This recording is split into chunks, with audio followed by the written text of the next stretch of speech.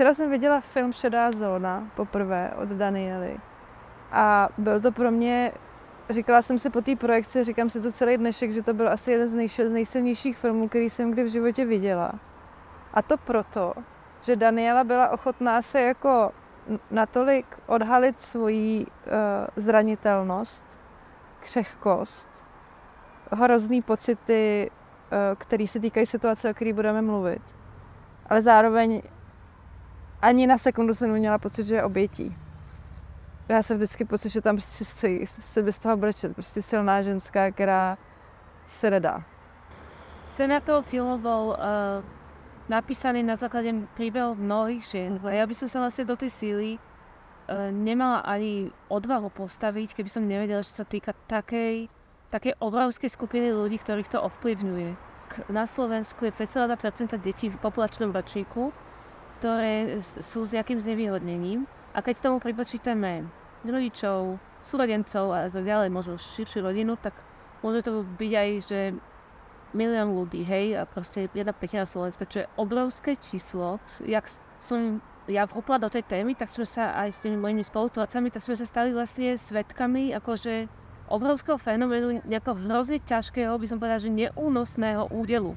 Ja nechcem tu spasiť svet alebo niečo, ale že to nemôžeme tak nechať, hej, a že vlastne niekde hlboko u mne stále je to taká viera v ten dokumentárny film, ktorý dáva hlas. Takéto hlboké poslanie toho dokumentu je aj to, že má teda priniesť krásu, má teda priniesť nové témy, ale má dať aj hlas ľuďom, ktorí proste skutočne nemajú alebo nevládzu tie veci vypovedať, a keď je to pri takýchto obrovských číslach, tak je to treba urobiť. No a teraz, že ako?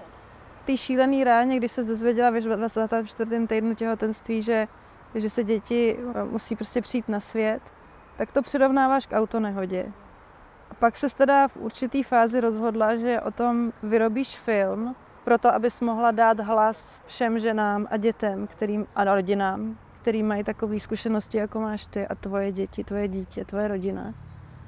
A vyráběla ho 9 let. A muselo to být strašně retraumatizační, protože v tom filmu se jako vracíš do té minulosti. A teď včera byla mezinárodní premiéra. Včera se ho jako kdyby pustila ven, včera se ho jako kdyby porodila. Jak ti je, jak ten se dá? pocit ľahkosti je taký neuveriteľný trošku. Že ako každý veľký ako dokumentaristický alebo filmový projekt, proste pre každého režiséra to je gula na nohe, tak ako to bolo pre mňa, hej, že vlastne máte pocit, že už to aj máte naformulované, už to aj trošku viete, aj máte upratané témy, aj už vy ste to tam vlastne, aj ste už natočili, naplnili ste to obrazom a potom to šolichání toho, aby to tam vlastne fakt zapadlo, aby to držalo. Ale super, no tak som šťastná, že sa to podarilo. A bylo hrozně hezký vidět tvý děti, všechny 3 na premiéře. A slyšet jim mluvit potom. Přišli mi ty starší 2 strašně vyspělí. Jak to vnímali, jaký to pro ně bylo, to natáčení? Jedna pani hovorí, že tí deti sú v podstate advokátmi tej inklúzie, že vlastne úplne prirodzene vidíme, že bez akýchkoľvek predsudkov proste tá láska prechádza a vlastne dokážu krásne ako keby nadviazať kontakt. Učili ma takému zdravému ako keby odstupu. A vtedy, keď boli v tom malom detskom veku, som sa to normálne akože zvedomovala, že aha, teraz som sa mu venovala. A on potrebuje ako 1000-násobne toho venovania viac, ale ja už teraz momentálne cítim, že potrebujem si oddychnúť. Tak proste vymením o tú aktivitu, lebo ja samu seba musím čítať v prvom rade, aby som vedela čítať to dieťa, hej. Čiže toto ma naozaj, že skutočne veľmi učili deti. V těch případech v rodinách, kde buď se narodí dítě, který je nějakým způsobem postižený, anebo třeba narodí se dítě, který pak zemře. Takže v 87% partner odchází, rozvádí se. A to sú európske štatistiky.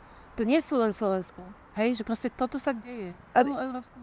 Jak si to vysvětluješ? Ja neviem, ako sa vysvetľujem, ale ja sa stále zamýšľam, že prečo to niekto už nezobrazí, že neodhalí, že my proste potrebujeme vedieť, čím tí muži prechádzajú, aby sme dokázali pochopiť, čo je pre nich podporná sieť, čo je pre nich to funkčné. Vlastne nevieme povedať, že čo je v tom mužskom svete také, že skutočne nedokážu ako keby spracovať tento fenomén v tej svojej rodine a dokázať sa postaviť do nejakej svojej vnútornej síly.